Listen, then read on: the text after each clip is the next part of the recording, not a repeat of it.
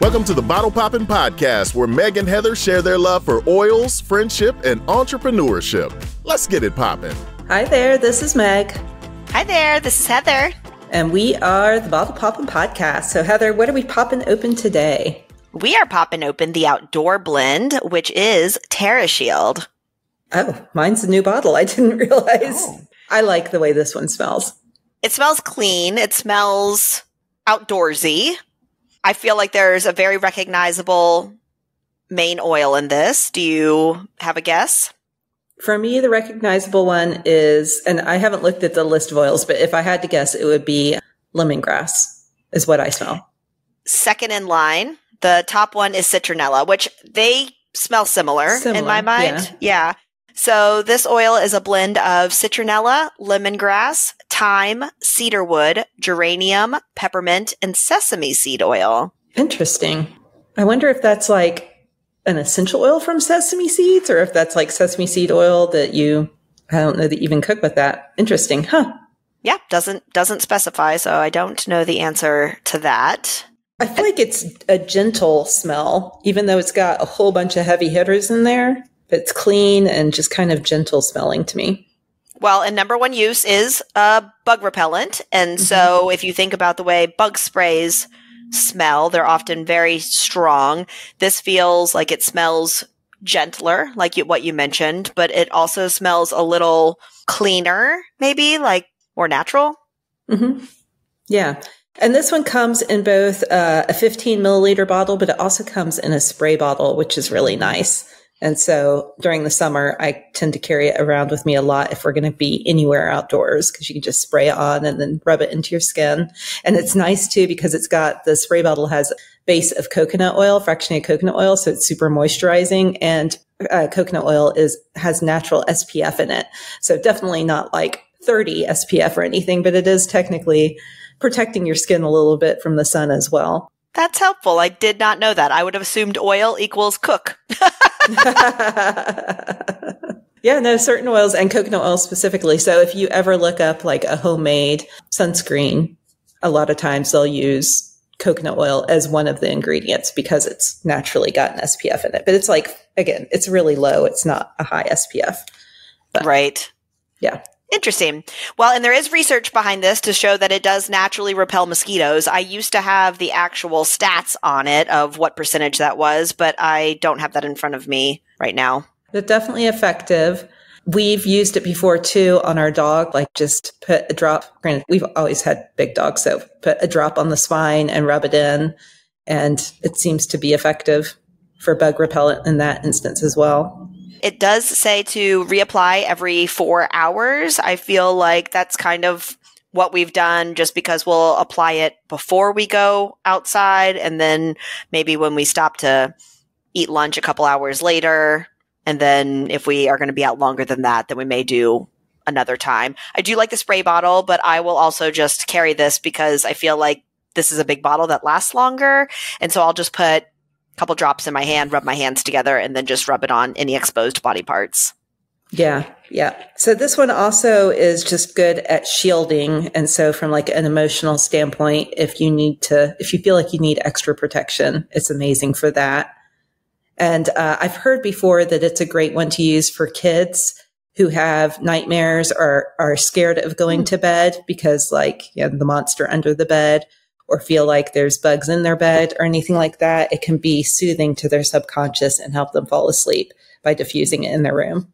That's super interesting. I don't think I would probably diffuse just this scent alone. If I was using it for bedtime, I'd probably add lavender or something to it, but that's kind of a cool use. We've never tried it that way.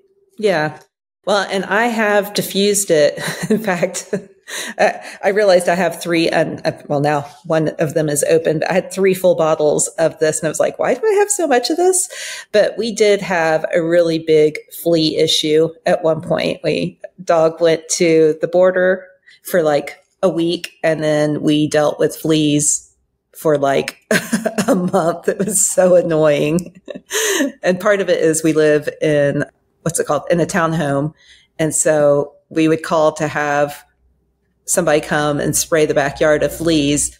And I remember the time when the guy was spraying, he's like, look, you can see them jumping into your neighbor's yard, but we're not authorized to go into your neighbor's yard. And so like the fleas just kept on coming back.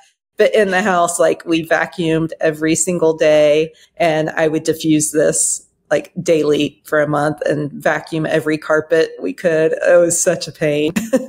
But you got rid of them. We did get rid of them. Yeah. And I really like the smell. So it was nice that I enjoy the smell if we're going to diffuse it nonstop in our house.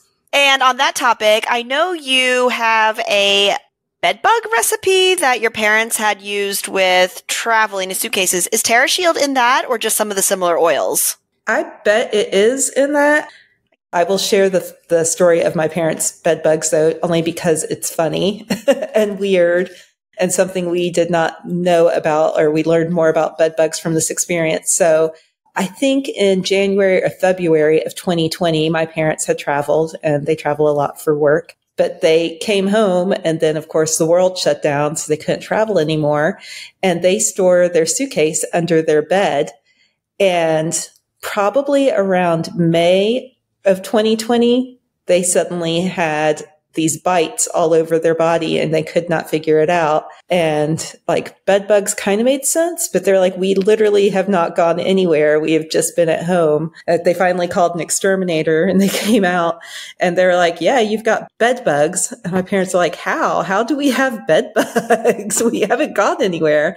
And it ends up wherever they had gone before, bed bugs had gotten into their suitcase and laid eggs, and it takes a few months before they hatch. And so that's how, in quarantine, not leaving the house, my parents got bed bugs, and like, oh, what a mess.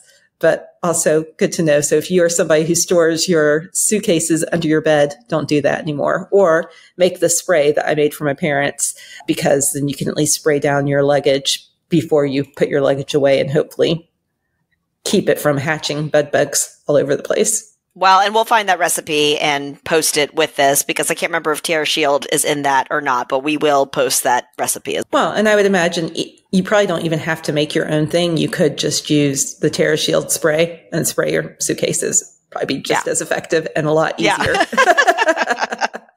Not everything has to be a DIY. That's true. That is true. So related, but not related.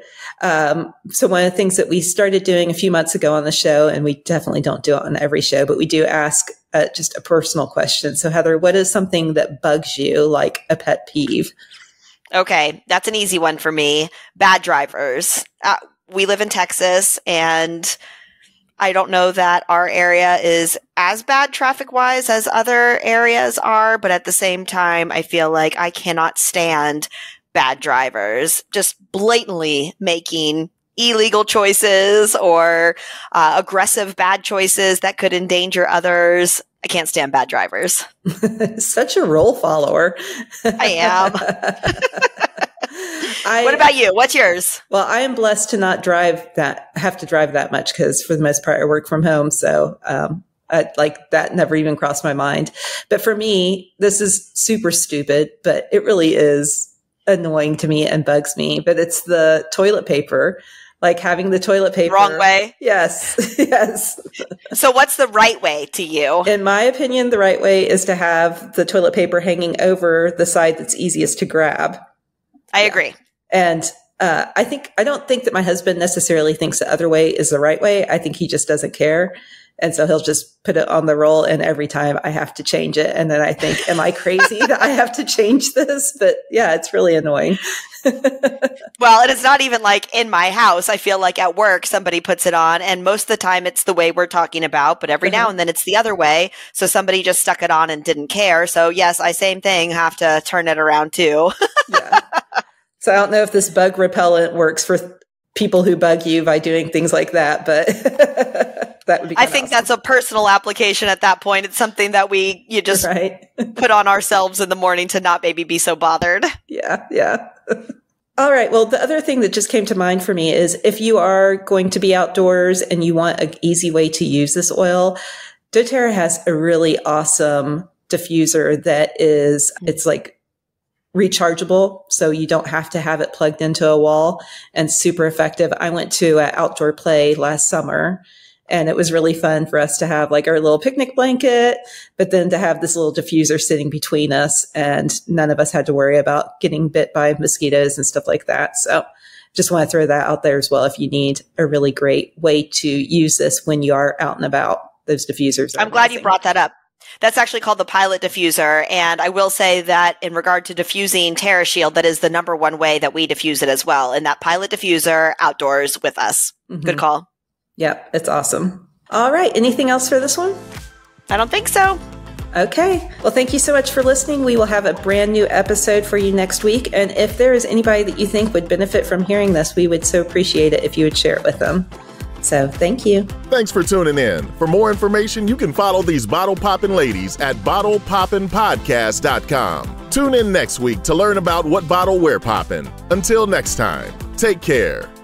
These statements have not been evaluated by the Food and Drug Administration. This podcast is not intended to treat, diagnose, cure, or prevent any disease.